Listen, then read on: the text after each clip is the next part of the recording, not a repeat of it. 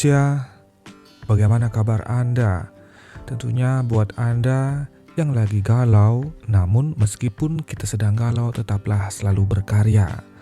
Ini kebetulan saja salah satu calon doktor dari Kayu Agung bernama Pak Bermawi sedang request untuk dibuatkan sebuah ruangan. Nah, sebenarnya sih saya khawatir karena kita sudah berpikir keras untuk mendesain bagaimana bentuk interiornya, tetapi nanti tidak dipakai desain kita. Tetapi saya berusaha untuk positive thinking saja. Jadi dengan aplikasi sederhana, saya mencoba untuk membuat gambar-gambar yang beliau inginkan. Karena daripada bengong tidak karuan, lebih baik melakukan hal-hal yang positif tentunya. Semoga saja ide dan pemikiran ini bisa dipakai oleh beliau calon doktor. Baik, request yang pertama itu terlihat dari gambar. Nah, ini adalah ruangan di mana ukuran yang berwarna lantai agak abu-abu ini yang akan didesain. Karena ada penambahan ruangan untuk BK. Kalau kami bilang mungkin untuk tempat eksekusi siswa yang bandel. Nah, setelah kami pikir-pikir ruangan ini katanya tidak selalu digunakan. Untuk itu kami membuat desainnya dengan ukuran yang sangat seminimalis mungkin tentunya. Karena mungkin tidak terlalu sering para guru untuk standby di sana. Untuk itu kami sangat mengusulkan untuk ruangan ini dibuat panjangnya 3, kemudian untuk lebarnya cukup 2,5 saja. Jadi meskipun 0,5 meter itu akan sangat berpengaruh terhadap sisa ruangan yang nantinya sangat dibutuhkan. Jadi bagian sisi yang 9 meter ini akan dipotong 2,5 untuk lebar ruangan ini. Begitu. Kemudian bagian yang 7 meter ke arah sini akan kita ambil 3 meter saja. Dan itu merupakan ukuran yang sangat pas. Ketika lihat dari tampak depan, yang ruangan Pak Bermawi yang ini, nah saya sangat menyarankan untuk menggunakan desain kaca seperti ini. Desainnya sangat lebar, sangat panjang ke atas kaca. Kemudian ini jika nanti ditempatkan gorden, wow, tidak terbayang pesona dan keindahannya.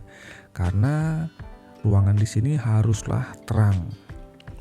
Jadi lantai di sini, kemudian ruang-ruangan di sudut ini dengan penempatan jendela seperti ini, saya yakin semua cahaya bisa masuk dan itu sebuah tanda sebuah bangunan memiliki sirkulasi udara yang sangat baik. Begitu. Kemudian pintu saya mengusulkan untuk dipindah ke sini karena yang namanya tempat praktik harus ada daerah privasi, tidak banyak akses yang menuju. Kalau daerah sini biarlah karena memang di sini nanti dijadikan akses untuk masuk ke kantor berikutnya.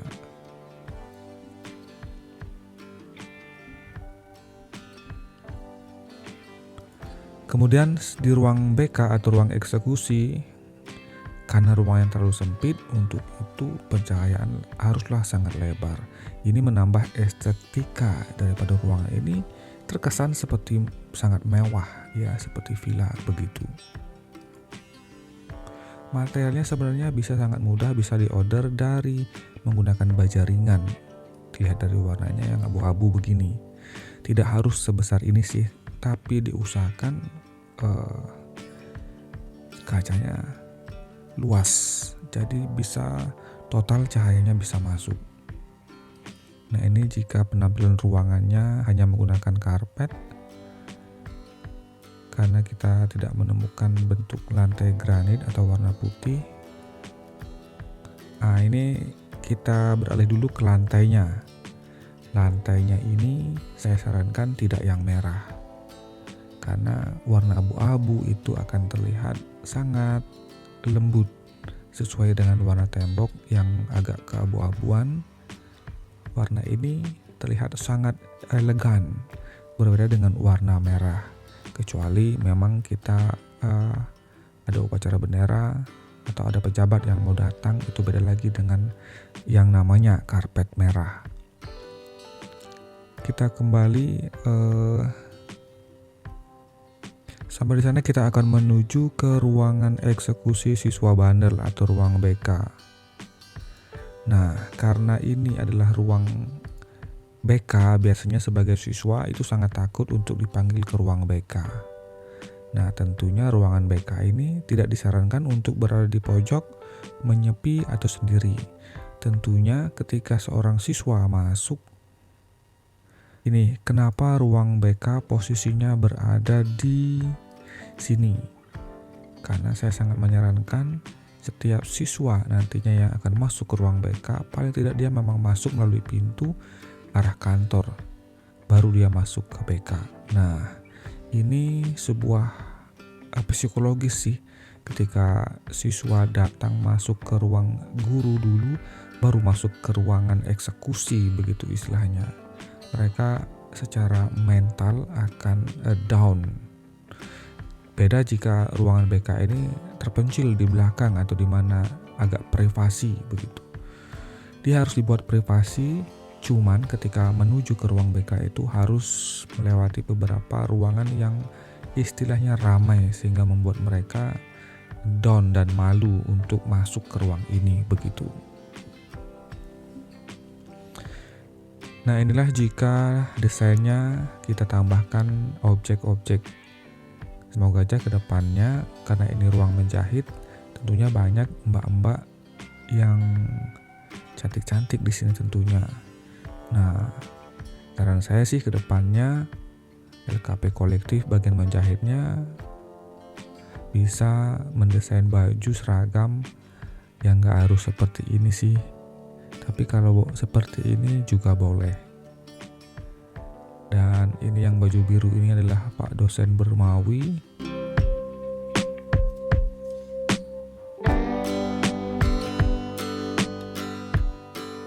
Ya, kita akan lihat satu ruangan kosong ini belum kita desain interiornya. Kita perlahan dulu mengerjakan bagian ini. Kalau yang ruangan ini nanti sudah dieksekusi, baru yang ruangan lain kita akan kerjakan. Karena percuma kalau misalnya sudah payah begini, Pak Bermawi tidak melakukan tindakan. Nah, bagaimana penampakan dari ruang BK ini? Nah, kalau Pak Bermawi ada siswanya yang bandel kan masuk dulu ke sini. Ini kan ruang kayak resepsionis, kayak ruang guru, kemudian baru masuk melalui pintu putih ini, dan baru mereka berada di ruangan yang kedap ini. Tetapi sebenarnya tidak, karena ada pencahayaan kaca, dan ini akan sangat menghemat penggunaan energi penerangan listrik. Kalau saat ini saya melihat ruangan dari Pak Bermawi di kolektif itu memang sangat seram, karena udah tempatnya gelap dikasih warna hijau. Nah, di bagian pojok ini sebenarnya bisa menempatkan sofa. Jadi untuk guru atau siapa yang ingin melihat anak-anaknya untuk bekerja bisa sambil santai duduk, kemudian instruktur bisa duduk di depan sini. Kemudian diusahakan sekali ada lemari yang bentuknya seperti ini, yang ada laci tentunya. Nah, di samping Pak Guru seperti ini. Jika penempatan laci-laci di bawah ini itu sangat penting, karena apa? Setiap proses menjahit biasanya kita akan melihat kain-kain dan yang lainnya peralatan berantakan. Nah, makanya diusahakan lebih dari ini jumlah kotak untuk penyimpanan benda-benda seperti jarum dan lain-lainnya. Dan yang di atas ini mungkin bisa tidak harus buku, jadi bisa untuk menempatkan materialnya. Nah, jika sudah bentuknya seperti ini levelnya udah pasti keren Pak Bermawi. kelasnya seperti hotel. Lihat, jangan lupa untuk plafon atas, jangan sekali-sekali memberikan warna biru, hijau, selain putih terang atau pink muda. Kita coba tambahkan kipas angin. Nah, di sini bisa penempatan gambar-gambar dan jangan yang norak-norak tentunya. Gambar seperti ini estetikanya sangat indah, hitam putih saja atau gambar-gambar yang berwarna chrome. Tidak harus yang full, tidak perlu banyak warna karena akan norak. Nah, di dinding yang lebar ini nanti bisa sebenarnya menempatkan proyektor. Nah, begini penampakannya dari jauh. Kalau plafonnya dibuka dan atapnya. Nah, bagaimana Pak Bermawi? Sebenarnya untuk meja-meja ini dibuat seperti ini sangat sederhana dan tidak habis banyak, cukup dengan peralatan las. Kalau Pak Bermawi tidak punya alat las, saya kasih pinjam nih dari rumah saya, ada alat las. Kursinya usahakan seragam warnanya dan usahakan jangan memilih warna selain dari apa yang ada di gambar ini karena akan terlihat sangat aneh. Warna-warna yang bagus itu yang natural, seperti abu-abu, putih, hanya ini saja. Saya rasa itu saja videonya. Kalau video ini sudah dikerjakan, kemungkinan nanti video yang lain akan saya buatkan lagi gratis. Bagaimana Pak Bermawi? Semoga karya ini tidak sia-sia. Jika ada pertanyaan, silahkan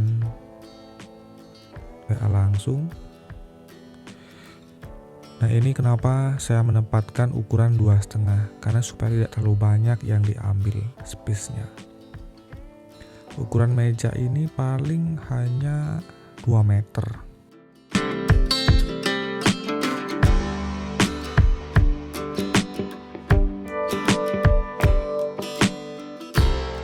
Demikianlah ruangan LKP Kolektif menjahit yang saya desain ini.